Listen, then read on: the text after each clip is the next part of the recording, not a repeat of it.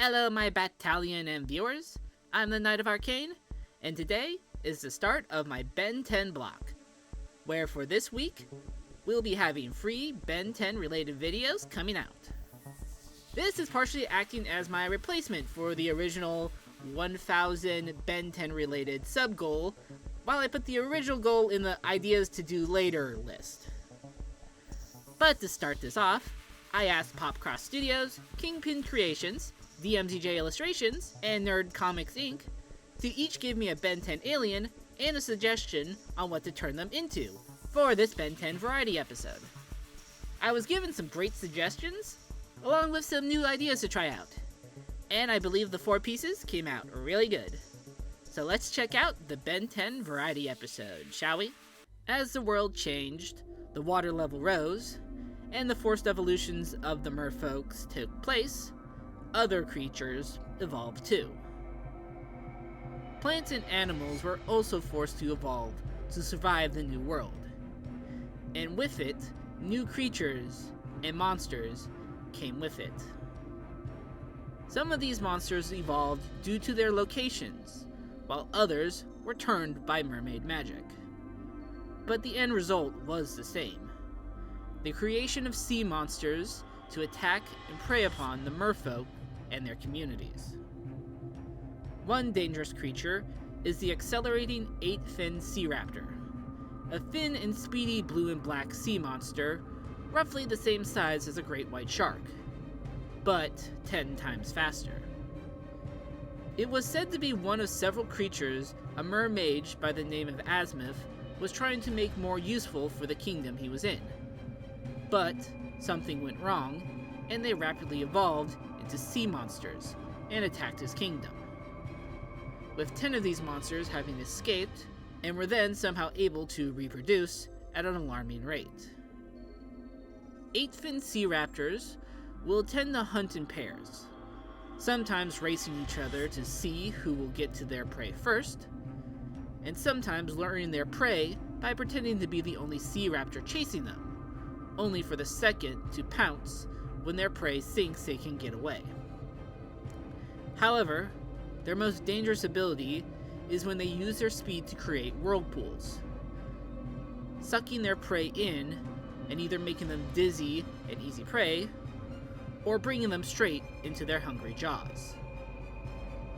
Merfolk have many things to fear in the open waters, and the 8-fin sea raptor is one most don't see until it's too late.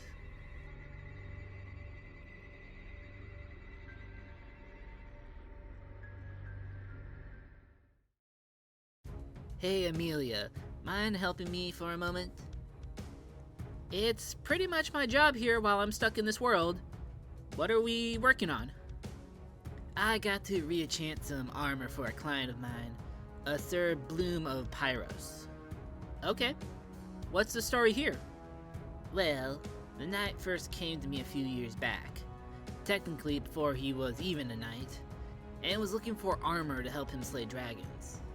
Wait, dragons exist in this world? Wait, why am I surprised? This is basically a D&D world. Anyway, Bloom wanted some armor that would protect him against any dragon's flames. Though not all dragons breathe fire, the main dragon he wished to slay that was harassing his town was. And he wanted to see if I could make a set of armor that could go toe-to-toe with the dragon's flames, with its own fire. I mean, fighting fire with fire can work, but shouldn't dragonfire be like super powerful, with maybe hellfire or godly heavenly fire being more powerful? Usually, yes. But this dragon is a weaker species, pretty much the kind magical fire was made to fight against. Touche. So I made him this crimson suit of armor, making some of the parts look like hardened magma, with some yellow trim to look like flowing fire. That's cool. Hot, I guess. Yeah. Plus the face guard looks really good. Has a sort of skull look to it, at least with the eyes and some curves in the cheek area. Oh, You're starting to recognize it as something, aren't you? I have 2 ideas. Please go on. Well, the main parts left are the flaming sword I gave him, naturally, and the enchanted flames I have coming out of his pauldrons and helmet, like what I gave Candela.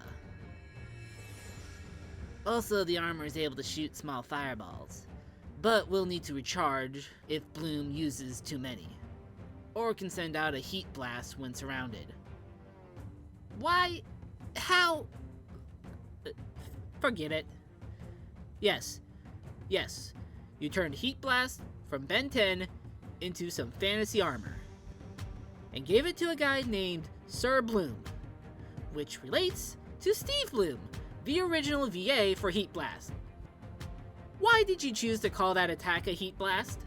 It's what it is, a blast of heat out from the armor. Very on the nose, but should look good at least. A nice classic alien after all. Okay, you ready to test the enchantments? What? He needed the enchantments that keep it fireproof re-enchanted, so now we have to test it out. I'm not going to be in the armor to test it, right, Galvin? Right, Galvin?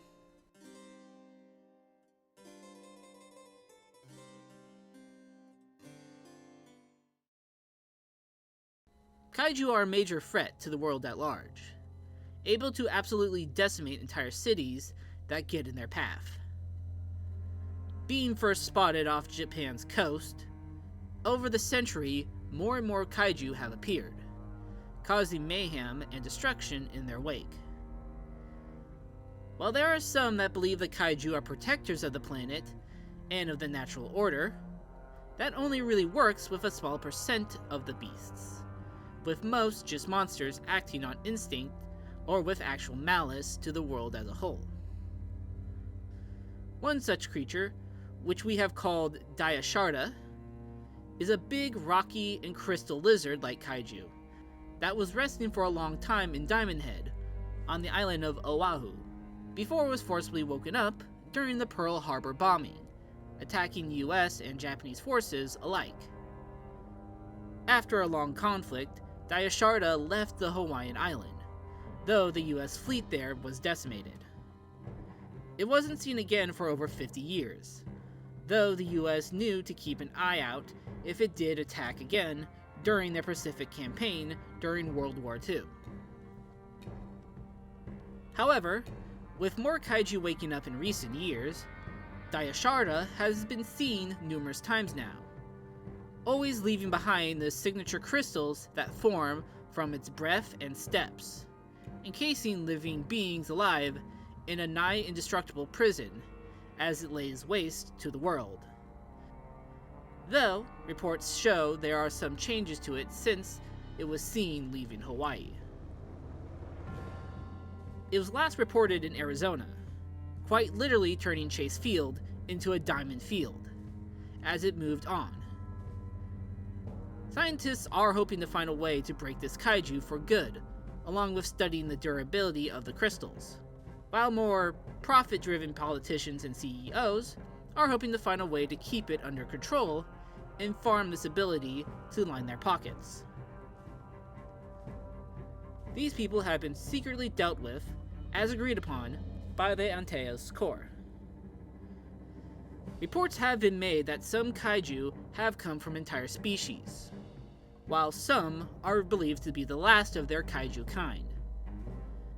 Many can't help but notice the similarities Diasharda now has with another ancient kaiju, and fear more like him could return with them.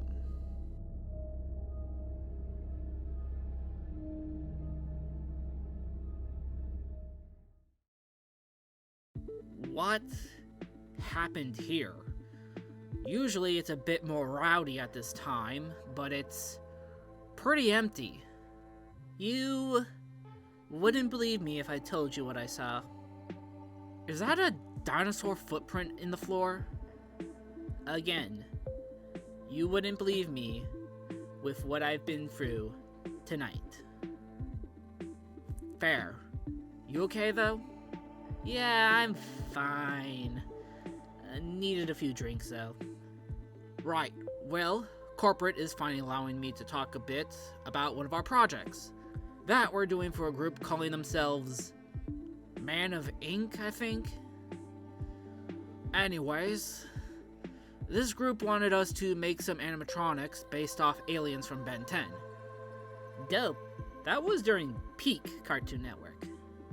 Yeah, love the series. Need to go back and check out Omniverse. So you have a few alien animatronics done? Well, only one. They wanted a test animatronic before deciding for sure. Apparently they haven't seen anything else we've made, or weren't sure. No idea. But they asked us to do one for upgrade before committing to doing more. Upgrade. I can see how it could be a challenge, along with Ghost Freak. That would make the perfect test in their eyes. I guess so, but he was easy. No mouth, no eyes, simple design. It wasn't an issue. At first. Oh, at first? Right. There were some problems with the arms. Well, mostly the hands. And getting them to look right and function. Upgrade has some weird hands that were a bit tricky to make, since the arms were made a bit boxy. A total of 6 models made for it. Yeah, I can see that. Not to mention, someone had the bright idea to just put open rods between the shoulders and upper arms. While it makes the animatronic have a larger reach, it's a bit unstable, since it's holding up the heavy arms of the animatronic, unlike the similar lighter arm type some others had. RIP. Right. Took 15 models to find a metal strong enough to do what we wanted it to do, and then there's the last change they wanted. Oh no. Yeah. As we were about to finish the animatronic, they asked if we could make all the green marks on it glow, especially the one on the face, to make it able to glow when the animatronic talks. Oh. Oh no. Oh no. Right? It took us 31 models in total, between all the changes with each piece being changed, and the new weight to some of them, till we finally got it all to work. Man, that's pretty rough. Yeah, but this should impress them enough to want more animatronics from us. I do fear if they do, that they'll want you to do a Heatblast animatronic. Oh no. Maybe I don't want them to hire us for more animatronics. Want something stronger now? Yes. Yes, please. Good. Cheers to the future fire hazard animatronic, and whatever caused me to see a guy turn into a dinosaur and beat up rowdy patrons. Cheers to... Wait, what did you just say?